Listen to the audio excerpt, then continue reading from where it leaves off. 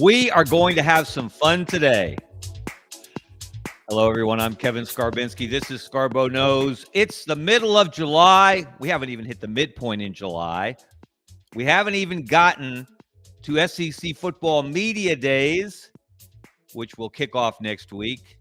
So what are we talking about? What else? The Iron Bowl, the Alabama-Auburn or Auburn-Alabama rivalry, if you prefer, because it doesn't take much to light up those fan bases. And who did the honors this week? Who picked up the torch? Who threw gas on the fire? None other than former Alabama quarterback AJ McCarron, who has a new podcast of his own, along with his old backfield mate, running back Trent Richardson, and the voice of the Crimson Tide, Chris Stewart. They have a new podcast called The Dynasty, appropriately named, given everything that they accomplished under Nick Saban at Alabama, and that continued beyond their playing days. And Chris still does a fantastic job as the voice of the Crimson Tide. Now, AJ went out of his way in their latest episode to, as I said, torch Hugh Freeze and Auburn. So I thought, what better topic to tackle today than some of AJ's more incendiary words?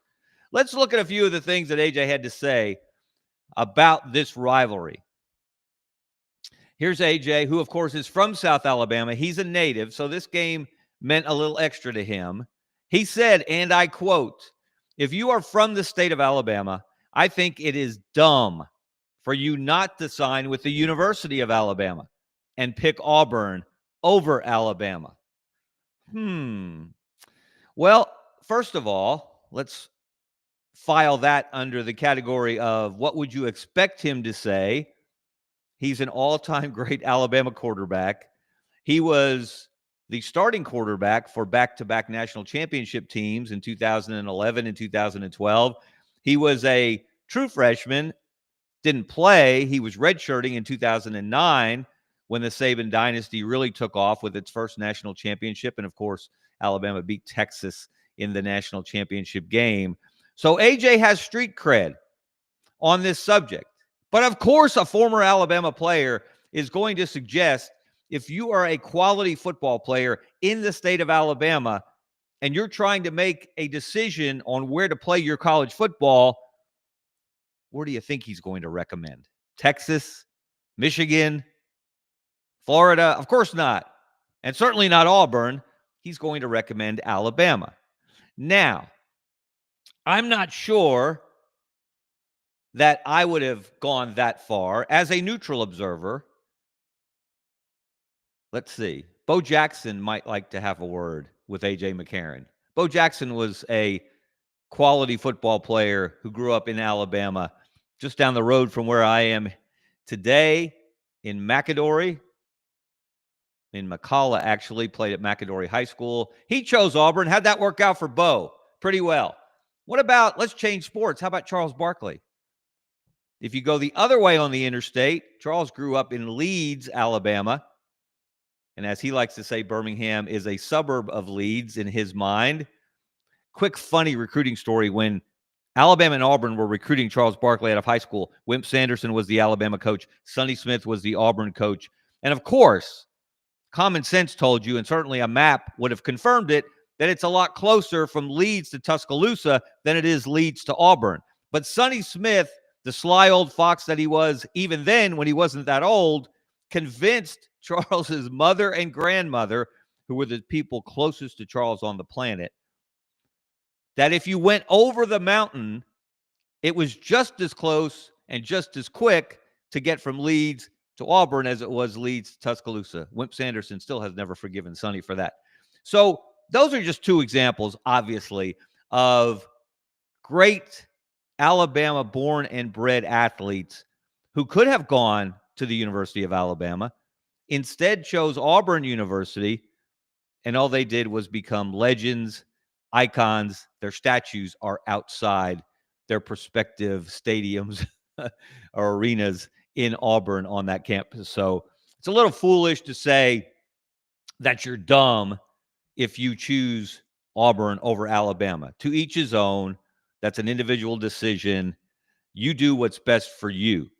Whatever AJ McCarron says, whatever Bo Jackson says, whatever Charles Barkley might say, you do you. You make yourself happy. You do what's best for you and your family. So let's look at what else AJ McCarron had to say about the Iron Bowl rivalry. He went a little further and a little bluer, a little cruder in talking about Auburn coach Hugh Freeze. And he said on the Dynasty podcast, and I quote, Hugh Freeze is full of, well, you know what he said. And I think Hugh Freeze is trying to do whatever he can to save face. Now, let's parse these two sentences in different ways. Is AJ McCarron wrong? Is Hugh Freeze full of you know what? On many, many subjects, you cannot disagree with AJ. What he's referring to here, though, is the explanation, if you like, the excuse, if you will, of why Auburn is ranked in the 70s at the moment. Their 2026 recruiting class, if you look at the 24/7 sports recruiting rankings, Auburn is down in the 70s. They were in the 80s about a week or so ago. And apparently there's a competition going on at the moment to see if Hugh Freeze's handicap golf score, his typical golf score, is lower than Auburn's actual recruiting rankings. Never thought I'd look at it that way, but it is very unusual to see Auburn ranked that low in recruiting. Below every other SEC team, below every football bowl subdivision program except for Colorado. That is not where you expect to see Auburn. It is not where you expect to see a team coached by Hugh Freeze. The last 2 years, of course, Auburn's recruiting classes under Hugh Freeze and company were ranked number 8 and number 10 in the country. So clearly they have fallen way behind. They're going to have to come from well off the pace to put together anything close to that kind of class this year. And what Hugh Freeze, aided and abetted by his athletics director, John Cohen, have said is that they're doing things the right way in this new rev share era, this new revenue sharing era, while implying that other schools, maybe the schools ranked well ahead of them, maybe their rival Georgia, which is ranked number 2 nationally in the 2026 recruiting rankings, maybe their rival Alabama, which is up to number 5 and has rolled in, 4 or 5 stars, 4 of them in the last couple of weeks, it seems.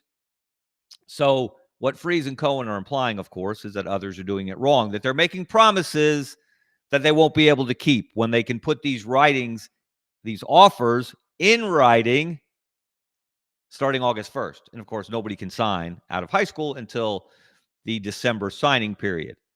So we'll see if it turns out that way. Why this bothers AJ McCarron, however, why it upsets him to the point that he would go Nick Saban in his language in discussing Hugh Freeze and his explanation/excuse for this current Auburn recruiting class, I'm not sure why. He has a bee in his bonnet. Maybe because it's Auburn, maybe because he's the former Alabama quarterback. And you got to talk about something in the middle of July if you care about college football, if you care about SEC football, if you care about football in the state of Alabama. Of course, you can always find an audience if you're going to talk about the Iron Bowl. And so AJ didn't mind, again, throwing that gas on that fire. So we'll give him partial credit for this one. I'm not sure Hugh Freeze is trying to save face. Hugh Freeze can't save face, if you will, unless Auburn wins a bunch of football games this year. And Auburn's not going to reel in another top 10, top 15, top 20, top 25 class from where they are now unless Auburn wins a bunch of football games this year. So I don't know if he's saving face or attempting to save face. He's attempting to explain, and you can buy the explanation or not. I guess we'll start to find out August 1st when these high school offers go out in writing. Okay, but AJ didn't stop there. He had plenty more to say.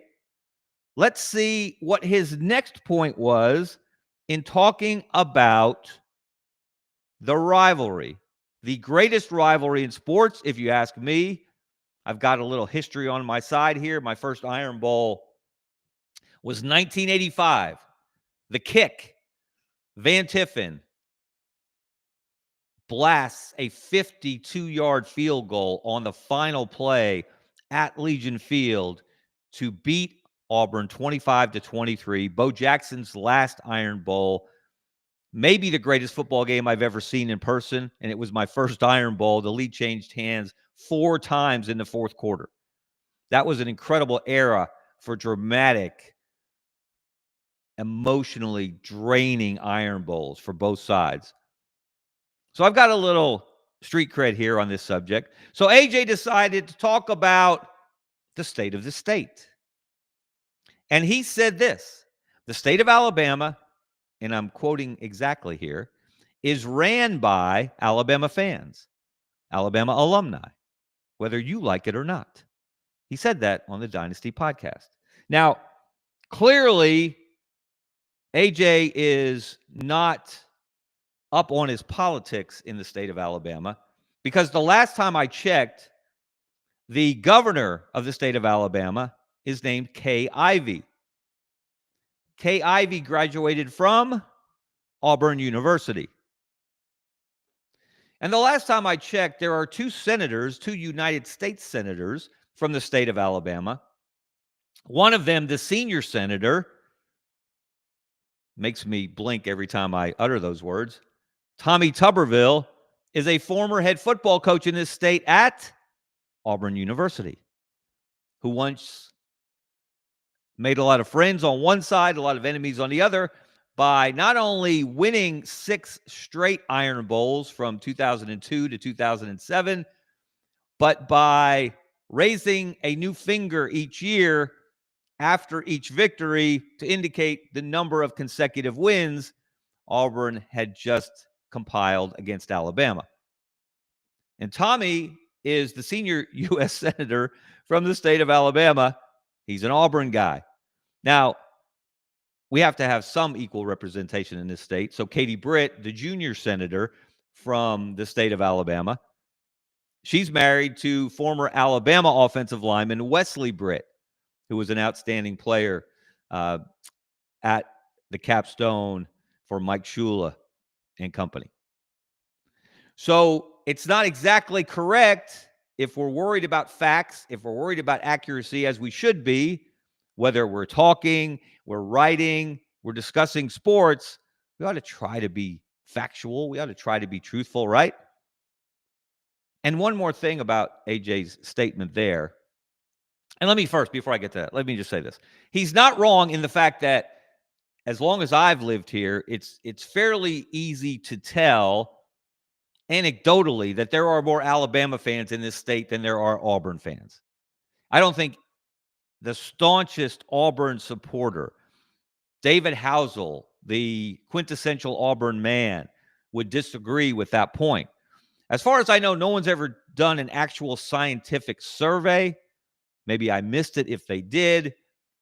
But again, it's pretty clear. There are more Alabama fans than Auburn fans in the state of Alabama.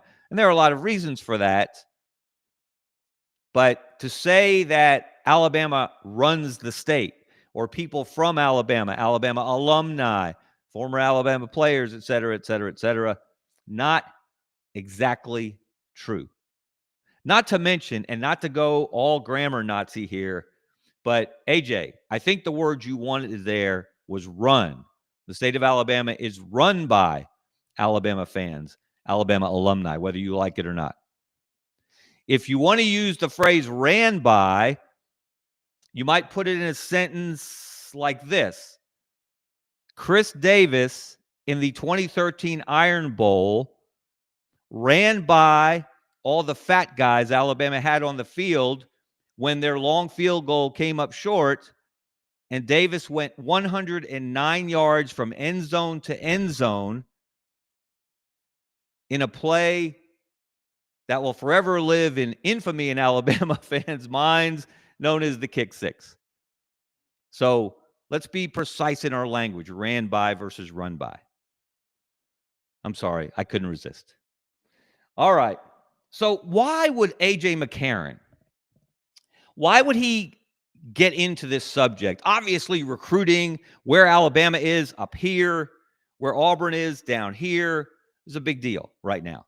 So that obviously sparked that conversation on the Dynasty podcast with AJ and Trent Richardson and Chris Stewart. Why he felt the need to take shots at Auburn? Well, AJ's going to be AJ. But there may be an underlying burr in his saddle. Let's look at AJ's record against Auburn during his playing days as a quarterback at the University of Alabama. And we're not going to include 2009. AJ was a true freshman that year. He didn't play. He was redshirted. So he watched, and that was an incredible Iron Bowl in 2009. Alabama, on its way to an undefeated season and a national championship, had to come from behind, put together a late drive, and Greg McElroy threw the winning touchdown pass in Jordan-Hare Stadium. But we're not going to give AJ any credit for that one. So the games that he actually played in, he was a backup in 2010. And if you were there, this will resonate with you. I have been to a lot of games in a lot of sports, in a lot of places. I have witnessed, experienced, felt the wrath, the anger of a crowd towards a visiting team, a visiting coach. Tommy Tuberville inspired a lot of that when he was coaching Auburn from Alabama fans. But I have never, in all my years of covering college football and watching college football and experiencing college football in the most passionate state for college football in the entire country, I have never witnessed a more hostile crowd with that hostility directed towards a single individual as Alabama fans directed that day in 2010 towards Cam Newton. I don't know that any fan base ever wanted to beat a single player with any more, I almost want to use the word lust. It was bloodlust. I'm telling you. It started before the game when they played Son of a Preacher Man and Take the Money and Run. The official stadium DJ, that is, or whoever was running the music selections in Bryant-Denny Stadium in the pregame. And, of course, those were directed at Cam and his, the whole imbroglio. Did he cheat? Did he get paid to go to Auburn? Did Mississippi State offer him? Yes, Mississippi State did discuss money with his father.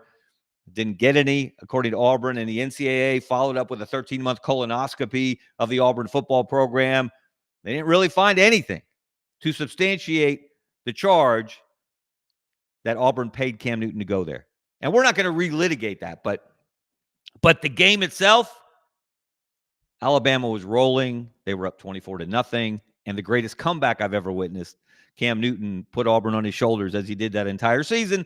They came back and won 28-27. And AJ did make a cameo appearance late in that game. Greg McElroy got hurt, so they had to turn to AJ, who was the backup, and didn't go so well. He only got a few snaps. He was not able to lead Alabama to an inspirational comeback. So AJ was 0-1 as an eligible player in the Iron Bowl. The next 2 years, he's the starter. The gap between the teams was vast, and Alabama rolled over Auburn, both in Tuscaloosa in 2011 en route to a national championship, and back in Auburn in 2012 en route to I got that backwards. Both of those games, actually. 2011 was in Auburn. I got it backwards. So AJ did win in Jordan-Hare Stadium. Not a lot of Alabama quarterbacks can say that. And then 2012 back in Tuscaloosa, no contest, 49-0. Then came AJ's final Iron Bowl in 2013. What could have been his Heisman game, he actually had what would have been a Heisman moment, or could have been a Heisman moment in that game. The start of the fourth quarter, he throws a 99-yard touchdown pass to Amari Cooper, and Alabama takes the lead.